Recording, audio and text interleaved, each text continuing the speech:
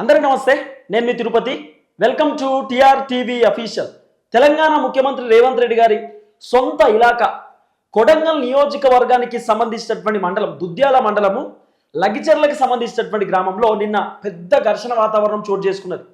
నిన్న వికారాబాద్కి సంబంధించినటువంటి కలెక్టరు అట్లనే కొంతమంది అధికారులు లగిచెర్ల గ్రామానికి పోయినారు. ఎందుకు పోయినారు అంటే వీళ్ళు ఫార్మాసిటీకి సంబంధించినటువంటి ఒక కంపెనీని తీసుకురావడానికి ఇప్పుడు ప్రభుత్వం రెడీగా ఉన్నది. దాదాపు ఈ ఫార్మా కంపెనీ రావాలంటే సుమారు ఒక 5 గ్రామాలు ఖాళీ కావాలి. 1700 ఎకరాలు ఇప్పుడు ఆ ఫార్మాకి సంబంధించినటువంటి క్లస్టర్లకు ఆ ఫార్మాకి సంబంధించినటువంటి కంపెనీకి ఆ స్పేస్ కావాలి. 1700 ఎకరాలు. అయితే ఈ 1700 ఎకరాలకు సంబంధించినటువంటి వ్యవహారంలో 2-3 ఊర్లు కూడా ఖాళీ అయిపోతుంది. ఊర్లతో పాటు వాళ్ళకి సంబంధించినటువంటి భూములు కూడా మొత్తం ప్రభుత్వానికి హ్యాండ్ ఓవర్ చేయాలి. ఒక్కొక్క ఎకరానికి 10 లక్షల రూపాయలు, ఒక్కొక్క ఎకరానికి 7 లక్షలు 12 లక్షల రూపాయలు ఇవ్వడానికి ఇప్పుడు ప్రభుత్వం రెడీ ఉన్నది. అయితే నిన్న కలెక్టర్ పైన జరిగినటువంటి దాడిని మేమేం ప్రోత్సహిస్తలేం, 100% ఖండిస్తాం. అట్లా కలెక్టర్ల పైన దాడులు చేయడం, అధికారుల పైన దాడులు చేయడం అనేది పద్ధతి కాదు, కరెక్ట్ కాదు. దాన్ని ఎవరైనా ఖండించాల్సినటువంటి అవసరమే. కానీ జనాలు ఏకంగా కలెక్టర్ల పైన దాడి చేసేటటువంటి పరిస్థితులలో ఉన్నారంటే ఈ ప్రభుత్వం ఏడున్నదో ఒకసారి మనం అర్థం చేసుకోవాలి. మళ్ళీ ఎక్కడో దాడి జరిగిందంటే అది వేరే విషయం కదా. ముఖ్యమంత్రి రేవంత్ రెడ్డి గారికి సంబంధించినటువంటి సొంత నియోజకవర్గం కదా. రేవంత్ రెడ్డి గారేమో మొత్తం అద్దపు తునక చేస్తా, బంగారు తెలంగాణ చేస్తా, నా నియోజకవర్గాన్ని హైదరాబాద్ తరహాలో తయారు చేస్తా అని చెప్తున్నాడు. ఆఖరికి రేవంత్ రెడ్డి గారి నియోజకవర్గానికి సంబంధించినటువంటి ప్రజలేమో వాళ్ళు కలెక్టర్లను కొట్టేటటువంటి సిచ్యువేషన్ వస్తున్నది. నిన్న వికారాబాద్ కలెక్టర్ పోయినటువంటి నేపథ్యంలో వికారాబాద్ కలెక్టర్ పైన జనాలు ఒకేసారి తిరగబడ్డారు. ఇగో ఇది ఎంఆర్ఓకి సంబంధించినటువంటి కారు, ఆ దృశ్యాలు. కలెక్టర్ ఇగో నిన్న పారిపోయిండు. కలెక్టరు ఏకంగా ఆయన కారులో వెళ్ళిపోయాడు. కలెక్టర్ కారు ఎంత దారుణంగా అయిందంటే ఇగో చూడండి. కలెక్టర్ వెనక సీట్లో కూర్చున్నాడు.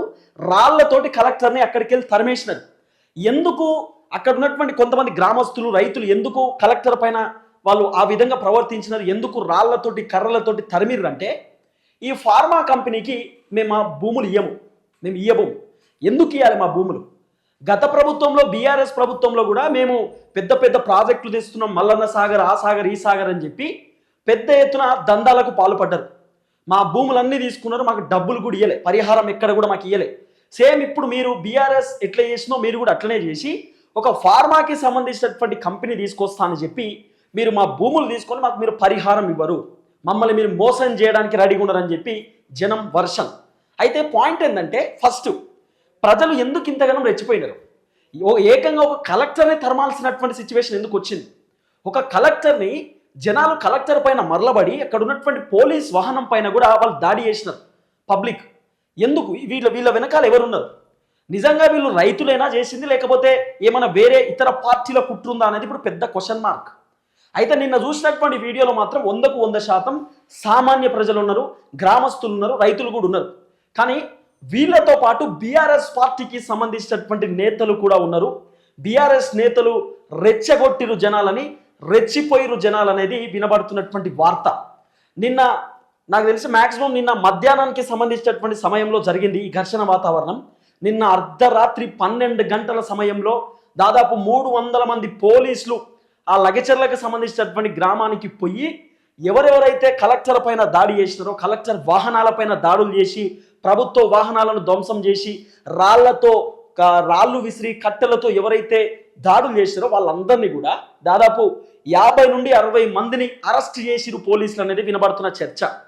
ఎక్కడ కూడా మనం చూడలే.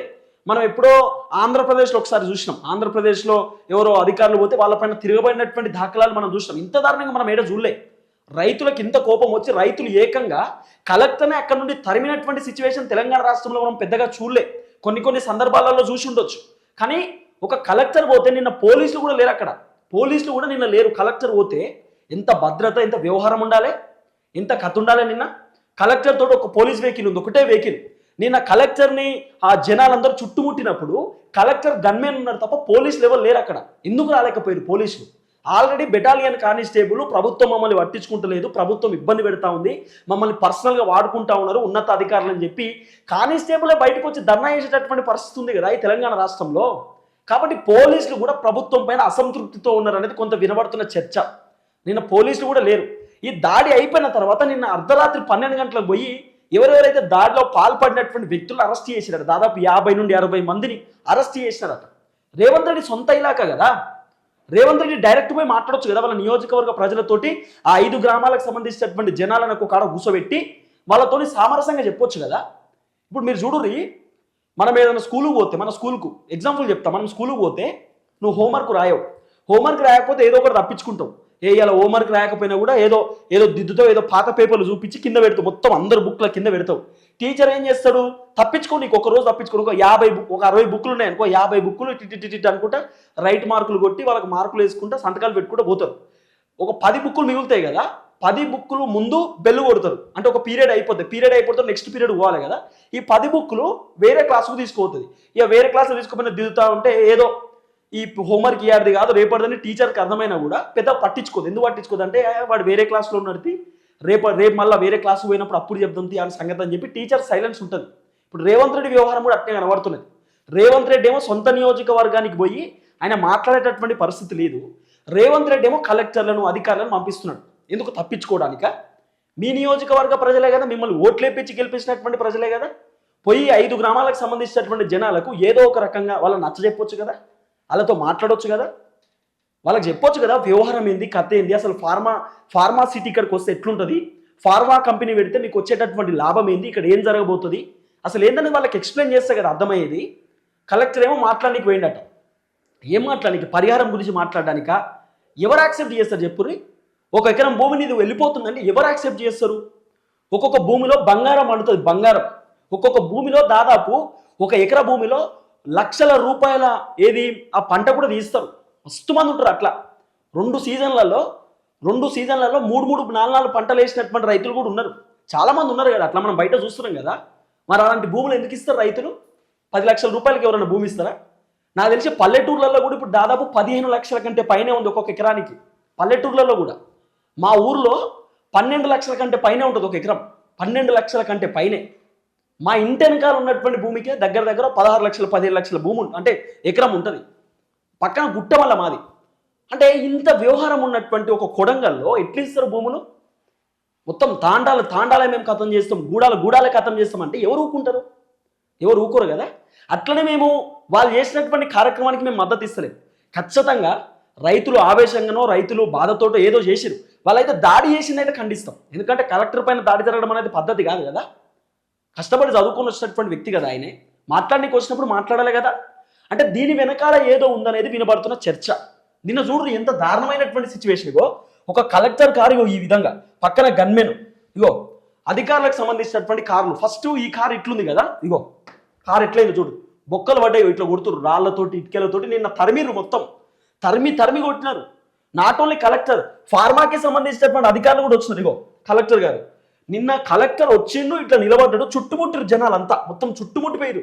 గో బ్యాక్ కలెక్టర్, రావద్దు, మేము ఫార్మా కంపెనీకి మేము మా భూములు ఇయ్యము, 1700 ఎకరాలు ఎందుకు తీసుకుంటారు అని చెప్పి అసలు పబ్లిక్ యాక్సెప్ట్ చేస్తలేరు. ఇప్పటి నుండి ఉన్నటువంటి పంచాయతీ కాదు ఇది, ఎప్పటి నుండో నడుస్తున్నటువంటి పంచాయతీ ఇది. ఎప్పటి నుండో దాదాపు ముఖ్యమంత్రి రేవంత్ రెడ్డి అధికారంలోకి వచ్చిన దగ్గర నుండి ఇప్పటిదాకా నడుస్తున్నటువంటి వ్యవహారమే. అసలు గ్రామాలకు పోవాలంటే ఇప్పుడు ఒక్కొక్కరికి ఇబ్బంది అవుతుంది. వాళ్ళ గ్రామాలకు అధికారులు పోయి ఏదైనా అడగాలంటే కూడా భయపడుతున్నారు. ఎందుకంటే పబ్లిక్ యాక్సెప్ట్ చేస్తలేరు, మా వల్ల కాదంటుడు. మీరు చూడు, అసలు ఎక్కడి నుండో వ్యతిరేకత వస్తుందేమో అనుకున్నాం, కానీ ముఖ్యమంత్రి రేవంత్ రెడ్డి గారి సొంత ఇలాకాలో వ్యతిరేకత వస్తుంది. చూడు కథ గమ్మత్తుంది కదా ముచ్చట. రేవంత్ రెడ్డి సొంత ఇలాకా కొడంగల్ నియోజకవర్గం ఎమ్మెల్యే కదా ముఖ్యమంత్రి రేవంత్ రెడ్డి. ఆయన సొంత నియోజకవర్గంలోనే ఇలాంటి పరిస్థితి. ఇగో కలెక్టర్ ఇదే కారులో ఉన్నాడు, వెళ్ళిపోతుండిగా ఏం చేస్తాడు పాపం, వెళ్ళిపోతుండు కలెక్టర్కి సంబంధించినటువంటి డ్రైవర్ పైన కూడా దాడి చేసిరు. కలెక్టర్ అద్దాలు కూడా పలగొట్టారు మొత్తం. ఇగో ఏం చేస్తాడు పాప, ఆయన ఏం చేయగలుగుతాడు చెప్పండి? వాళ్ళతో మాట్లాడడానికి వచ్చిండు, మాట్లాడినప్పుడు కూడా దాడి చేస్తూ ఉంటే పాప ఆయన ఏం చేయగలుగుతాడు? వెళ్ళిపోయాడు, బ్యాక్ స్టెప్ తీసుకున్నాడు, బ్యాక్ జరగకుండా వెనక జరిగి కారు ఎక్కిన తర్వాత కూడా కలెక్టర్కి సంబంధించినటువంటి కారు అద్దాలు మొత్తం ధ్వంసం చేసి, వెనుక పోలీస్ వెహికల్ ఉంది కదా, ఇది ఒక్కటే వెహికల్, ఇక అదొక్కటే పోలీస్ వెహికల్ కూడా మొత్తం చిత్తు చేసినారు మొత్తం జనాలంతా. దీంట్లో బీఆర్ఎస్ కుట్ర ఉందనేది కూడా కొంత వినబడుతున్నటువంటి వ్యవహారం. అది నిజమా కాదా అనేది మనకు తెలియదు, మనం పెద్ద చూడలేదు చేయలేదు, కానీ కొంత వినబడుతున్నటువంటి చర్చ అయితే అది. కావాలంటే మీకు వీడియో చూపిస్తా చూడుర్రి. కలెక్టర్కి సంబంధించినటువంటి ఒక వీడియో కూడా ఉంటుంది, ఇదే వీడియో కదా, ఇగో నేను మీకు చూపిస్తా చూడుర్రి. కలెక్టర్ పోయిందో లేదో చూడుర్రి. ఇక గో బ్యాక్ అంట, జస్ట్ పోయింది అంతే. వెళ్ళిపోవాలి వెనుక అంటుంది, గో బ్యాక్ అని చెప్పి. వెళ్ళిపోవాలి మీరు, గో బ్యాక్ అని నిన్న చూసారు కదా.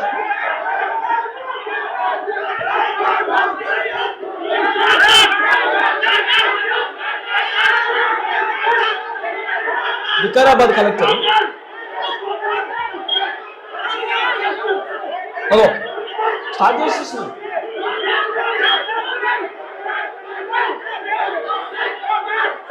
పాపం ఆయన వెళ్ళిపోయిండు, ఏం చేస్తారండి, ఏం చేయగలుగుతాడు పాపం ఆయన. మాట్లాడనీకి వచ్చిండు కలెక్టర్. పాప ఆయన ఎల్లగొట్టేసినారు, అవసరం లేదు, మేము ఫార్మాసిటీకి మేము భూములు ఇయ్యము, ఫార్మా కంపెనీతో మాకు పని లేదు, మా భూములు మీరు ఎందుకు తీసుకుంటారు, మా భూములు ఇవ్వడానికి మేము రెడీ. అసలు రైతులకు ఇష్టం లేదు కదా, ఇష్టం లేని కాడ మీరు ఫార్మాసిటీ తెస్తాం, ఫార్మా కంపెనీ తెస్తామంటే ఎట్లా? అంటే వీళ్ళు దాడి చేసిన దాన్నే మేము మంచిగా దాడి చేసి అది మనం చెప్పాం, ఎందుకంటే దాడి చేసింది 100% తప్పే. అది చాలా బాధాకరం. దాడులు చేయడం ఏంది, కట్టెలతో రాళ్లతో కొట్టడం ఏంది, ఖచ్చితంగా అరెస్ట్ చేసేది మంచి పరిణామమే. సరే అరెస్ట్ చేసినటువంటి వ్యవహారంలో కూడా ఒకటి చెప్తా, అసలు ఎందుకు ఆ విధంగా వాళ్ళు రెచ్చిపోయారు, ఎందుకు వాళ్ళు దాడులు చేసారు, అసలు దాడులు చేయడానికి గల కారణం ఏంటి, ఎందుకంత కోపంతో ఉన్నారు, వాళ్ళ కోపానికి గల కారణం ఏందనేది ఇప్పుడు తెలవాలి కదా.